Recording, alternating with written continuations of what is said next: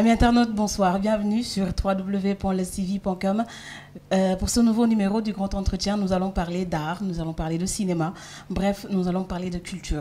Je suis avec une dame, une journaliste culturelle.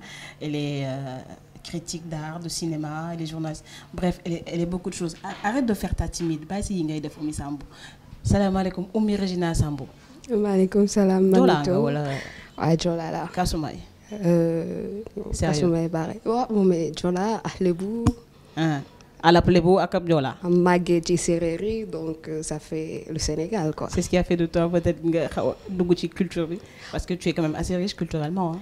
Sa composition. waaw bëri na yu ma jaxase et tout ça en fonction du vécu de mes parents ak li nga xam ne jot naa ko dundu diggante Dakar Fatick Kaolack Nancy Metz Strasbourg dellusi waat Dakar. Ancienne pensionnaire Nancy 2. Voilà, ancienne pensionnaire Nancy 2 ak aussi Metz Paul Verlaine Metz où j'ai fait 2 ans balaa maa ñibbi si Sénégal parce que gëm naa ne mënuñ am lu ëpp suñu réew muy Sénégal. Tout à fait. Alors on va faire benn bref survol hein jóge Nancy ba ñëw atterrir si Sénégal.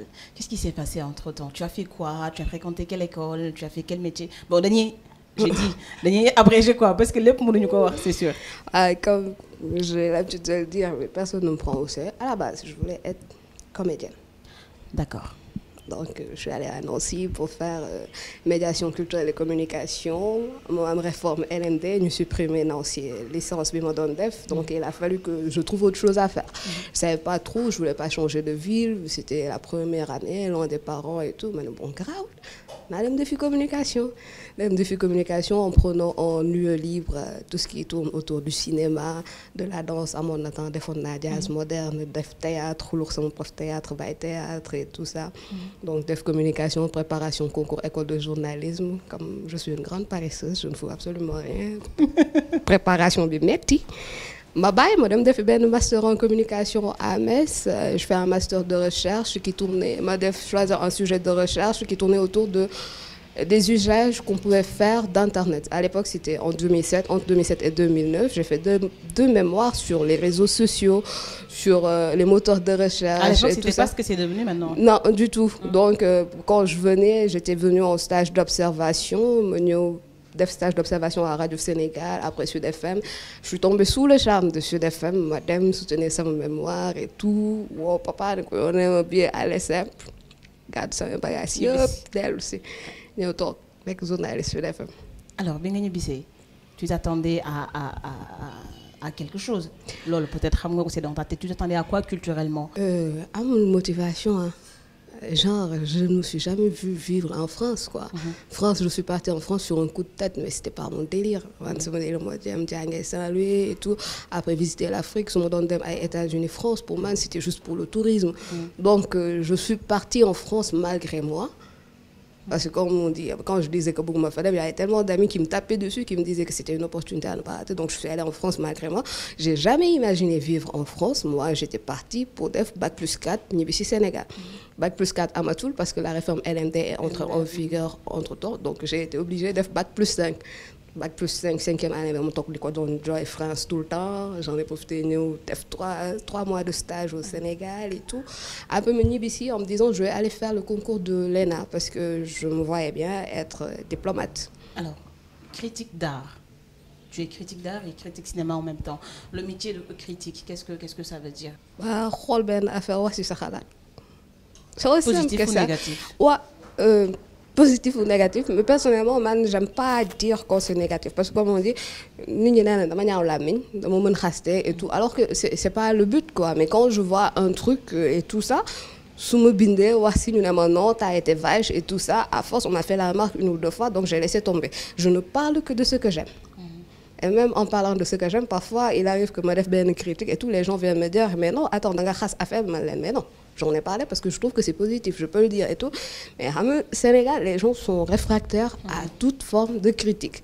Donc quand tu dis critique, ils ne cherchent pas à voir ce qu'il y a d'objectif ou de totalement subjectif. Pour nous, quand quelqu'un fait une critique, c'est en toute subjectivité. Alors que non, tu essaies autant que faire se peut d'être objectif, même si on sait que l'objectivité est un idéal. Ne nous l'aurons pas. Les continuer que tu analyses en fonction de ton parcours, en fonction de ses connaissances et tout ça. Les critiques, il y a un minimum syndical. Un minimum de connaissances. Moi, maintenant, j'aime bien dire critique d'art junior, parce que je viens juste de commencer.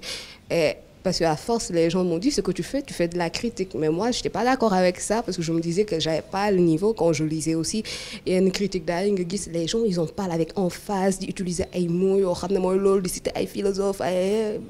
Vraiment. Attends, ben un instant, quoi. Lire, tu te demandes, mais finalement, on parle de quoi? En plus, critique d'art, les critiques de cinéma, ils sont totalement en déphasage avec le grand public et tout. Moi, ce que je dis, quand je fais critique, je fais un truc pour que mon accessible à qui s'intéresse à ça. Je ne vais pas critiquer pour décourager les gens ou pour truquer. Parce que pour moi, un film bon comme un film mauvais, un tableau nul comme un tableau bon, tout ça, ça mérite d'être vu. Parce que ça fait partie de notre jugement.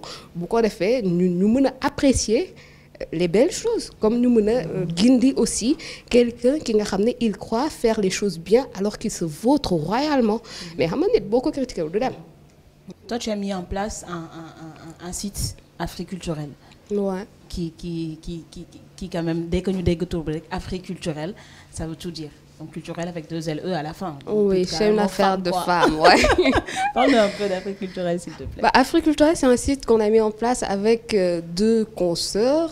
Bon, je leur laisserai le soin de faire leur coming out, qui travaillent dans la culture. Parce que pour nous, Africulturel, c'est une histoire de passion. Il y a un mec, mais on ne le cache pas besoin. Il ne faut pas mouiller sur le délire. Ouais, mais 3 jigen avec un mec, le mec, il ne sort pas. Voilà, donc nous, on l'écrase carrément. Quoi.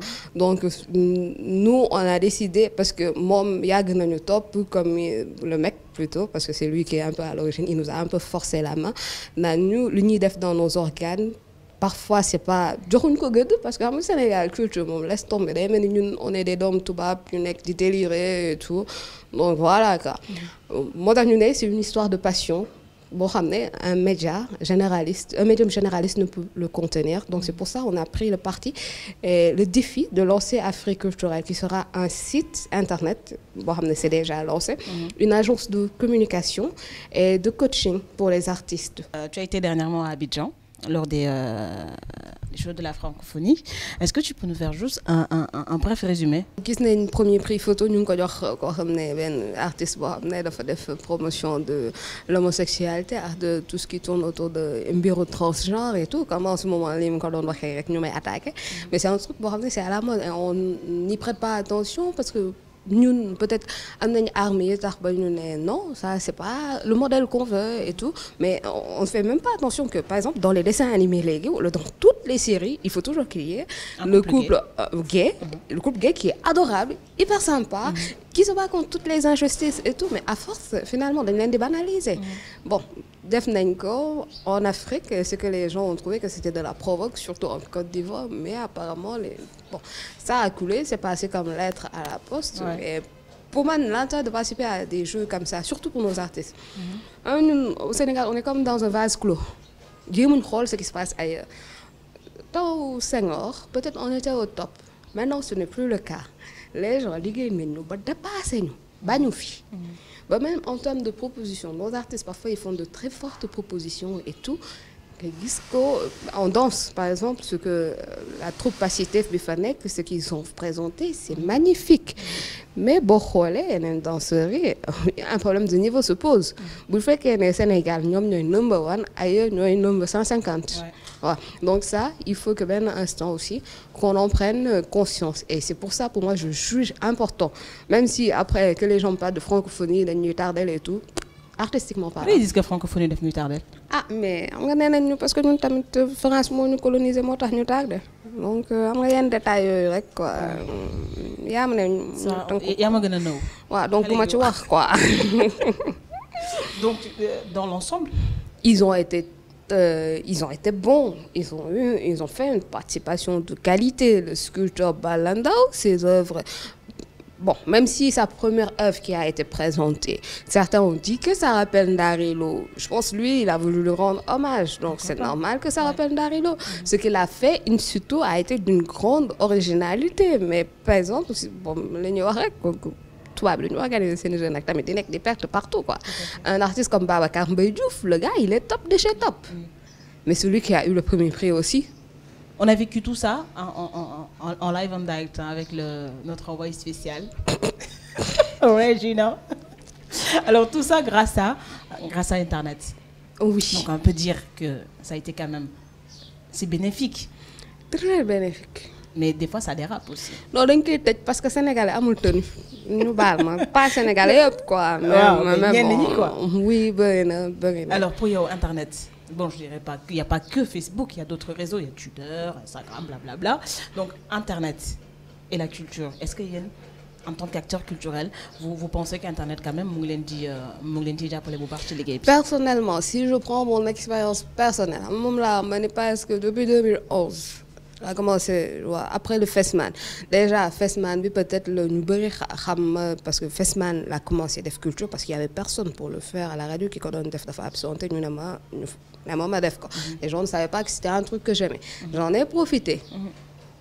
Madefko et tout. Après, ni les mais toi, si tu utilises les réseaux sociaux pour Defke, parce que moi, comme j'étais à la radio, j'étais Oumi Regina Sambo à la radio. Radio du et tout, mais je tenais à faire une nette dichotomie entre celle qui parlait à la radio et celle qui agissait sur les réseaux sociaux. Parce que Oumi Sambou, c'est moi dans toutes mes folies, c'est moi dans toutes mes contradictions. Ça n'a absolument rien à voir avec celle qui se conforme à la ligne éditoriale de la radio où elle est. Donc, mes activités donne-moi qu'on def si Internet et tout. Quand en 2012-2013, les gens ont commencé à me faire la remarque, à me dire qu'il faut que tu mettes ça sur Facebook. Ma créé page culture en fait, d'y poster à faire et tout. J'ai vu beaucoup de gens ont commencé directement lire podcast et tout. Après, c'est comme ça que j'ai commencé à recevoir des invitations d'un peu partout dans le monde. Ils me disent non, ils veulent que je vienne à leurs activités, même souvent que genre mais bu jàllee rajo bi amoo leen ko foofu ñu ne ma non parce que en général tu publies sur Internet. Je fais bah, je le fais. Internet, donc sur Internet aussi j'ai pu avoir plein de contacts, j'ai pu avoir même au-delà de la culture que je fais. Je me rappelle période du coup d'état Burkinabé bi Macky Sall dem na yóbbu ay journalistes, ils n'ont pas pu avoir accès au gars qui a fait le coup d'état, au Sénégal, il y a un numéro via Facebook, New York et tout ça. Donc pour moi, Internet, quand quelqu'un, je vois les gens dire du usage, mais il faut quand même reconnaître que ça dérape de temps en temps avec le cas de Amicole qu'on a eu dernièrement. Bref, on va juste... mais le cas d'Amicole, Amicole, il y a une interview qui Amicole sur un groupe Facebook, attends, WhatsApp plutôt. Non mais arrêtons quoi. Moi, franchement, ma méthode, Mario, sur une inbox, tout ce qu'on se raconte. J'espère que nous gagnons. Merci. En tout cas, je vous l'avais dit. Comme les gars on va y passer la nuit, on va y passer peut-être même plus que la nuit. En tout cas, c'était un plaisir. Un plaisir partagé. En tout cas, merci d'être là, merci d'être culturellement toi. On te souhaite bon vent avec Africulturel, on te souhaite bon vent avec toutes tes activités. Ça sera toujours un plaisir de vous présenter le tout sur www.lestv.com. Elle l'a dit tout à l'heure, la culture, c'est ce qui nous différencie des animaux. On n'est pas des animaux, on est des humains. Donc, conservons notre culture. À très bientôt sur www.lestv.com dans un autre numéro du Grand Entretien. Au revoir. When your legs don't work like they used to before.